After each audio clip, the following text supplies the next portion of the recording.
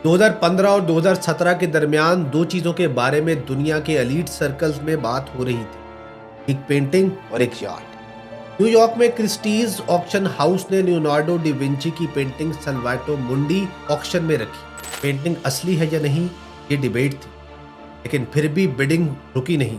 Price 100 million से start हुई, कुछ मिनट्स में 300 मिलियन क्रॉस हुई। Final price $450 million. This became the most expensive painting ever sold. Buyer का नाम अनाउंस नहीं हुआ, सिर्फ इतना बताया गया, bought through a representative।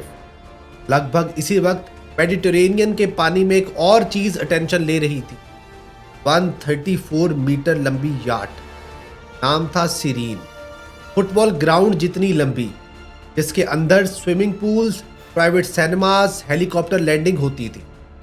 और ये इतनी बड़ी थी कि इसके अंदर एक सबमरीन रखने और लॉन्च करने की फैसिलिटी भी मौजूद थी। यूरोपियन कोस्ट पर इसे लग्जरी का सिंबल के तौर पर देखा जाता था। फिर अचानक ये भी सेल हो गई। Price $500 million. Ownership quietly transfer हो गई, ना पेंटिंग के न्यू ऑनर का पता चला ना यार्ड के, और दोनों केसेस में बायर पब्लिकली सामने नहीं आया। कुछ महीनों बाद इन्वेस्टिगेटिव रिपोर्ट्स ने इनके ऑनर के बारे में इंडिकेट किया, जो था मोहम्मद बिन सलमान बिन अब्दुल अजीज अल सऊद, यानी MBS।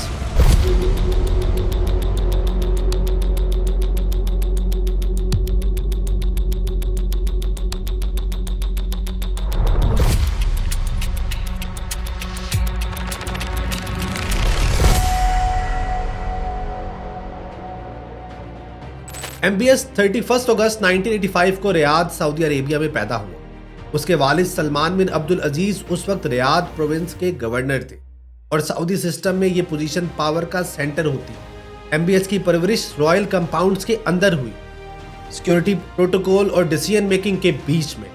बचपन ही से वो अपने वालिद के करीब रहा, मीटिंग्स में बैठना, सुनना, ऑब्जर्व करना। रिपोर्टेडली बचपन और टीन एज में वो लॉन्ग आवर्स तक गेमिंग करता था, स्पेशली फर्स्ट पर्सन शूटर और strategy games. Call of Duty जैसी गेम्स जहां स्पीड, रिएक्शन और इंस्टेंट डिसीजन मेकिंग मैटर करती है। ये एक माइंडसेट था, fast moves, clear enemies, no pause. उसकी तालीम सऊदी अरेबिया के अंदर ही हुई। उसने किंग साउद यूनिवर्सिटी से लॉ की डिग्री हासिल की। No foreign grooming, no western political training, सिर्फ सिस्टम और उसके कंट्रोल को समझने की ताकत। अर्ली इयर्स में MBS का फ्रेंड सर्कल छोटा था, लेकिन एक चीज सबसे ज्यादा नोटिस हुई, वो थी उसकी स्पीड। स्लो प्रोसेस उसे पसंद नहीं था। MBS ने एक ही शादी की और इसके 3 बेटे और 2 बेटियां। जनवरी 2015 में किंग सलमान पावर में आए। उसके कुछ ही महीनों बाद MBS डेप्यूटी क्राउन प्रिंस बन गए। अगले 2 सालों में उसने डिफेंस, इकोनॉमी, ऑयल और सिक्योरिटी इंस्टीट्यूशंस अपने कंट्रोल में ले लिए।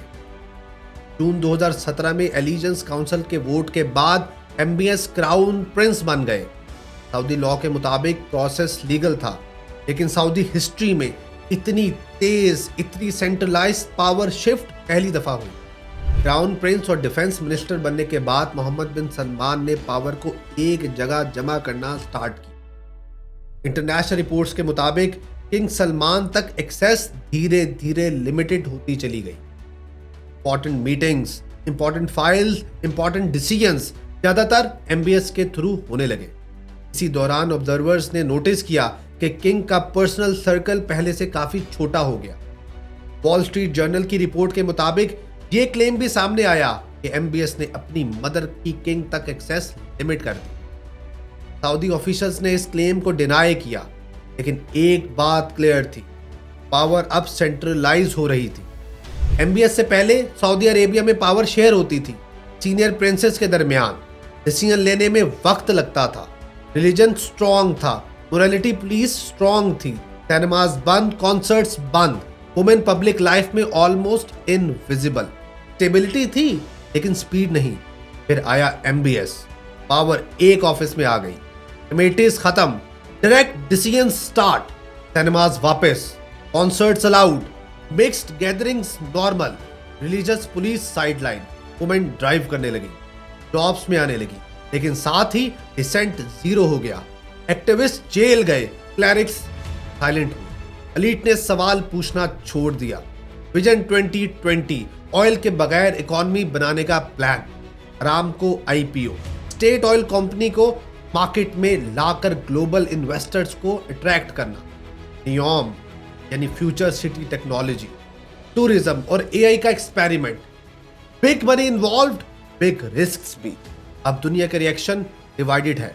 बिजनेस को अपॉर्चुनिटी नजर आती है, ह्यूमन राइट्स ग्रुप्स को अथॉरिटेरियनिज्म, पोर्टर्स के लिए मॉडर्नाइजेशन, क्रिटिक्स के लिए कंट्रोल। लेकिन एक बात क्लियर है, सऊदी अरेबिया पहले प्रिडिक्टेबल था, अब फास्ट मूविंग है। पहले पावर शेयर्ड थी, अब सेंट्रलाइज्ड है। और सऊदी अरेबिया का फ्यूचर एक ही नाम के साथ टाइड है, मोहम्मद बिन सलमान। एमबीएस से पहले सऊदी अरेबिया दुनिया में अक्सर खामोश रहता था। डील्स होती थी, ऑयल बिकता था, इन्फ्लुएंस यूज होता था, लेकिन स्पॉटलाइट में आना ये सऊदी स्टाइल नहीं था। फिर सीन में एमबीएस आया और यहां से कहानी का टोन चेंज हो। फॉरेन पॉलिसी अब क्लोज्ड डोर्स के पीछे नहीं रही। अब डिसीजंस फास्ट थे, बोल्ड थे और ओपनली विजिबल थे। अमेरिका के साथ रिश्ता पहले ट्रेडिशन पर चलता था, एमबीएस के बाद ये डील बेस्ड हो गया। तुम सिक्योरिटी दो, हम ऑयल मैनेज करते हैं, सिंपल। इस पर क्रिटिसिज्म हुआ, प्रेशर भी आया, लेकिन सऊदी अरेबिया टेबल से उठा नहीं। साथ ही एमबीएस ने गेम वाइडन कर दिया। चाइना के साथ एनर्जी और टेक्नोलॉजी डील्स, रशिया के साथ ऑयल प्रोडक्शन की कोऑर्डिनेशन। मैसेज क्लियर था, सऊदी अरेबिया अब सिर्फ वेस्ट पर डिपेंड नहीं करेगा। मिडिल ईस्ट में भी सऊदी पोस्चर बदला। यमन में पावर यूज हुई, ईरान के साथ टेंशन बढ़ी, फिर अचानक चाइना के थ्रू डिप्लोमेसी, हार्ड अप्रोच, फिर रीसेट। ग्लोबल बिजनेस वर्ल्ड ने भी चेंज नोटिस किया। सऊदी अरेबिया सिर्फ पैसा लगाने वाला मुल्क नहीं रहा, वो स्पोर्ट्स टीम, टेक कंपनीज और एंटरटेनमेंट प्लेटफॉर्म्स का हिस्सा बन गया। क्रिटिक्स ने इसे स्पोर्ट्स वॉशिंग कहा, सपोर्टर्स ने ग्लोबल इंटीग्रेशन। ह्यूमन राइट्स के इशू ने इमेज को नुकसान पहुंचाया, मीडिया ने प्रेशर बनाया, लेकिन एक बात क्लियर हो गई, दुनिया एमबीएस पर राजी हो या ना हो, उसे इग्नोर नहीं कर सकती। सऊदी अरेबिया अब रिएक्शन नहीं देता, डायरेक्शन देता है। और इस ग्लोबल शिफ्ट के सेंटर में एक ही शख्स खड़ा है, मोहम्मद बिन सलमान। एमबीएस से पहले हज का सिस्टम ज्यादा ट्रेडिशनल था, क्राउड कंट्रोल मुश्किल, manual processes, technology limited. Focus सिर्फ ये होता था हज किसी तरह कंप्लीट हो जाए। एमबीएस के बाद सोच बदल गई, हज को सिर्फ इबादत नहीं, ग्लोबल ऑपरेशन समझा गया। इंफ्रास्ट्रक्चर एक्सपैंड हुआ, डिजिटल वीजास, बायोमेट्रिक सिस्टम्स, यही से क्राउड मॉनिटरिंग, सेफ्टी इंप्रूव हुई, रिस्क कम हुए। हज नहीं बदला, हज का निजाम बदल गया। एमबीएस की फिलंथ्रॉपी ट्रेडिशनल चैरिटी जैसी नहीं है, वो पर्सनल डोनेशंस या चैरिटी शोज पर फोकस नहीं करता। उसका फोकस है इंस्टीट्यूशंस। सबसे पहला नाम मिस्क फाउंडेशन, जिसमें education, youth training, startups, technology skills.